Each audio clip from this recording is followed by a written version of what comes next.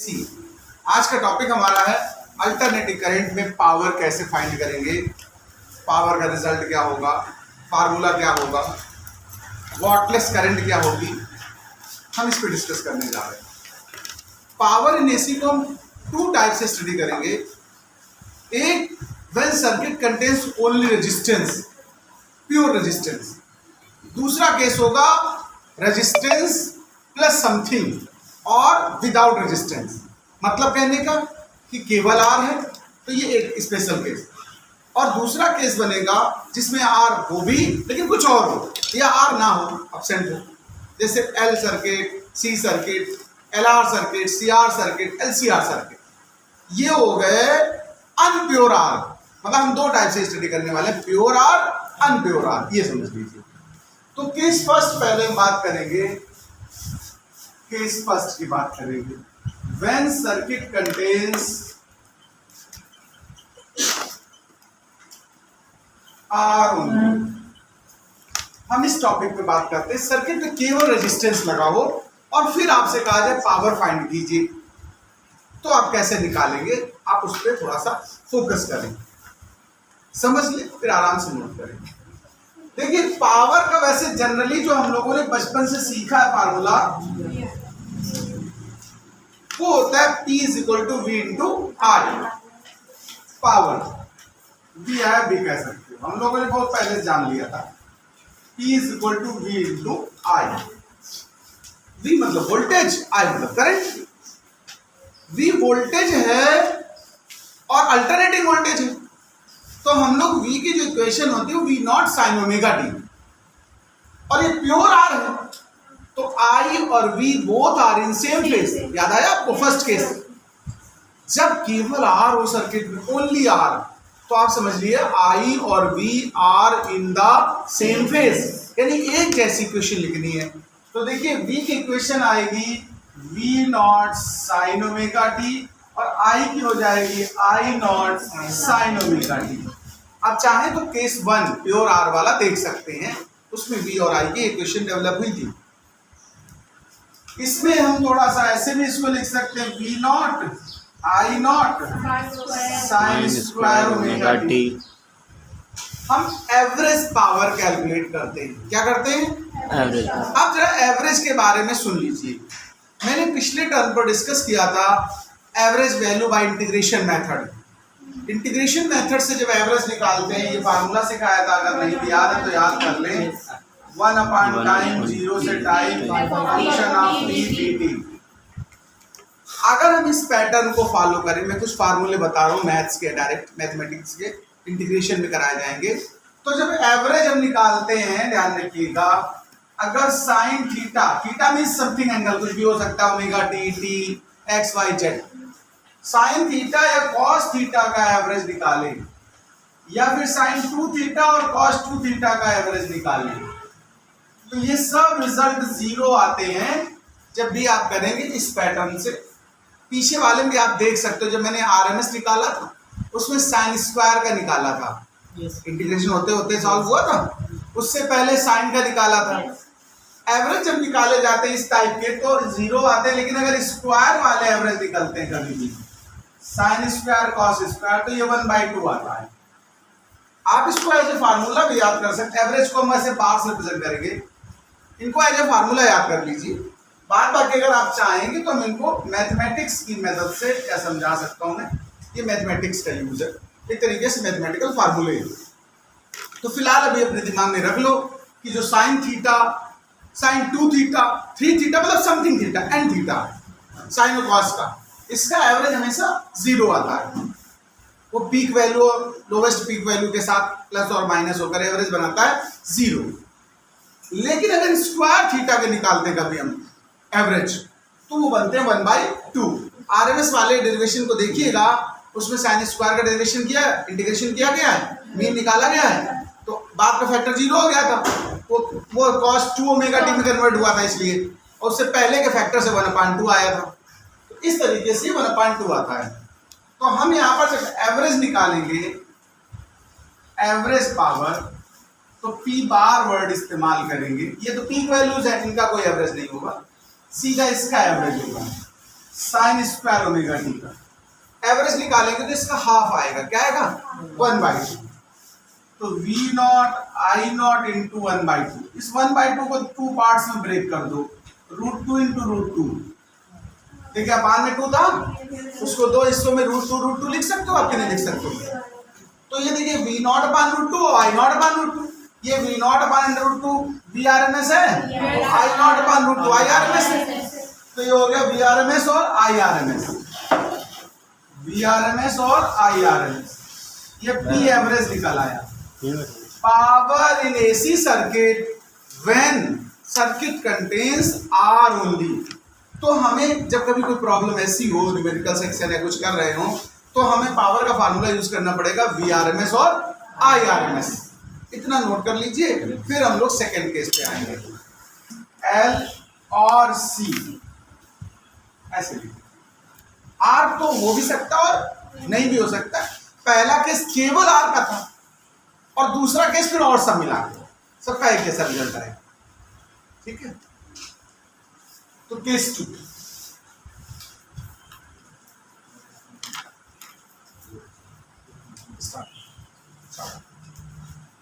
आइए circuit contains L और C की बात करता हूं मैं। देखो ये जो केस होंगे इसमें रेजिस्टेंस हो भी सकता और नहीं भी हो सकता, लेकिन रेजिस्टेंस के साथ और भी कोई फैक्टर एलिमेंट काम करेगा, जैसे इंडक्टेंस, जैसे कैपेसिटेंस। तो ये तो प्योर L भी हो सकता है, प्योर C भी हो सकता है, LR भी हो सकता है, LC भी हो सकता है, RC भी हो सकता है और LCR भी हो सकता है। इन सब के लिए एक साथ कंबाइंड है और प्योर R का अलग। अब जरा इससे देखिएगा, पावर का तो रिलेशन जो होता है वो स्टार्ट पॉइंट वही है, we have power P is equal to V into I। But जब प्योर R था तो voltage current both are in same phase, pure R के केस में। अदर देन के केस में वोल्टेज और करंट सेम फेज में नहीं होंगे, कोई ना कोई फेज डिफरेंस होगा। जैसा पीछे सीखा, कभी 90 डिग्री होगा, कभी फाई होगा, कभी कुछ होगा। तो हम जनरल केस लेते हैं फाई, जनरल केस में हम क्या बोलेंगे फाई। तो सपोज करिए वोल्टेज और करंट के बीच में फाई का डिफरेंस है, इसमें किसी को भी आप आगे लेट कर सकते हो, किसी को पीछे, यानी कोई लैगिंग बिहाइंड कह सकते हो, कोई दूसरा फैक्टर फॉरवर्ड। वी और आई जिसको आप चाहें, जैसे मैंने वोल्टेज को प्लेन जैसे समझते रहे वैसे ले लिया, V not sine omega T, और करंट के साथ हमने इसका फेज डिफरेंस बना लिया ओमेगा टी प्लस फाइव भी लिख सकते हो आप और -5 भी लिख सकते हो। आप जो इच्छा वो लिखिएगा, रिजल्ट एक ही आएगा। जैसे मैंने एग्जांपल के तौर पे +5 लिख दिया, यहां पर हमारी करंट फॉरवर्ड है और वोल्टेज लैगिंग बिहाइंड है।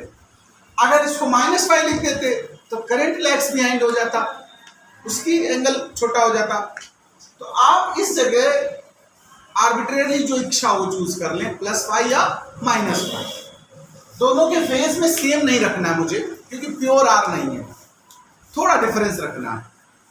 अब हमें इसको सिंप्लीफाई करना है। सिंप्लीफाई करने से पहले देखिए, सिंप्लीफाई करने का हमारा पैटर्न क्या होगा, साइन A + B टाइप का लग रहा है। yes, sir.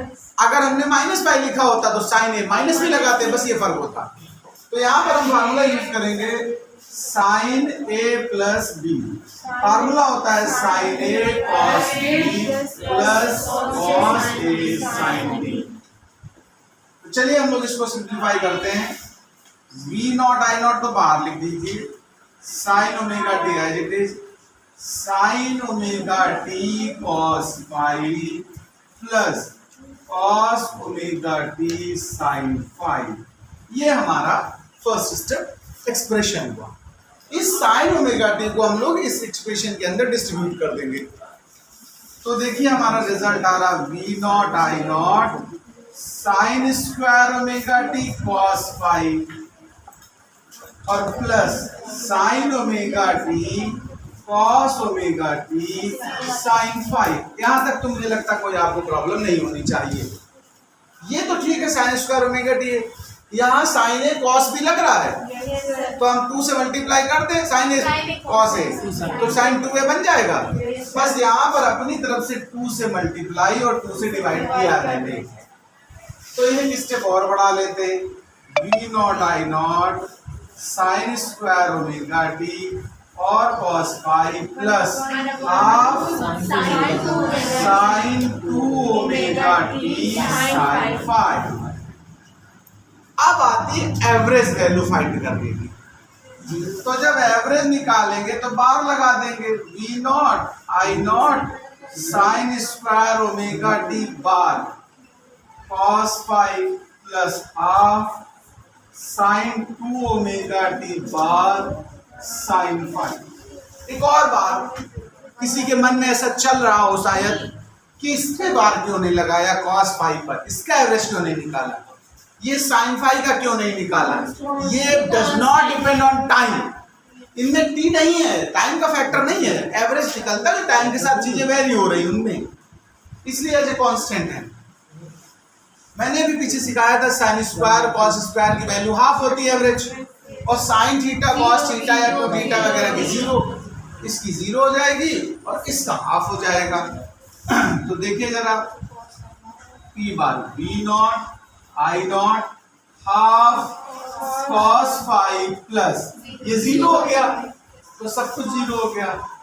तो जरा मैं रिजल्ट पे आता हूं सीधा, P average is equal to 1/2 आगे लिख दो, B naught I naught cos phi हुआ, 1/2 को 2 पार्ट्स में डिवाइड करिए, √2 इंटू √2 और डिस्ट्रीब्यूट कर लीजिए।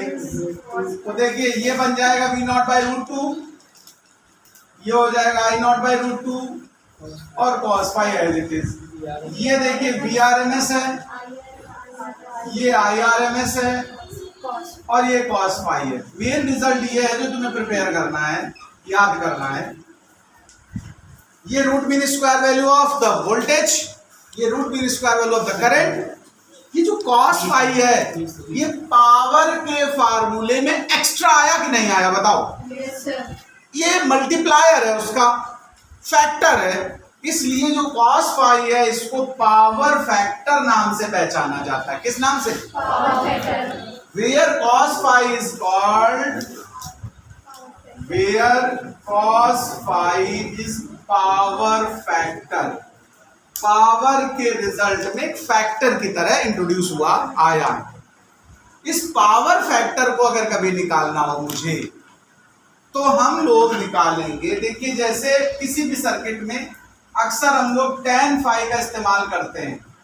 जैसे हमने एग्जांपल में ले लिया LR सर्किट, कौन सा?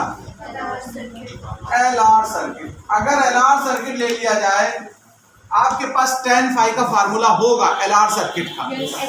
LR सर्किट का था फार्मूला XL/R था। अगर आपसे पूछा जाए एग्जांपल के तौर पे find power factor for LR circuit, तो देखिए tan फाई भी नो और cos फाई फाइंड करना मुझे। तो आप पाइथागोरस ट्रिग्नोमेट्री कुछ जानते होगे, ये फाई हो गया, ये XL हो गया, ये R हो गया, तो ये root of XL square plus R square हुआ, यही तो Z होता है। तो जब cos फाई आप निकालेंगे तो cos phi is equal to R by Z हुआ कि नहीं, वो बताओ। तो जब भी पावर फैक्टर कभी हमें कैलकुलेट करना हो किसी न्यूमेरिकल में तो हम R बाई Z फाइंड करेंगे। कोई डाउट इसमें? ये हमारा cos फाई जो है वो पावर फैक्टर नाम से बोला जाएगा और ये हमारा निकल आया, इसको नोट कर लीजिए।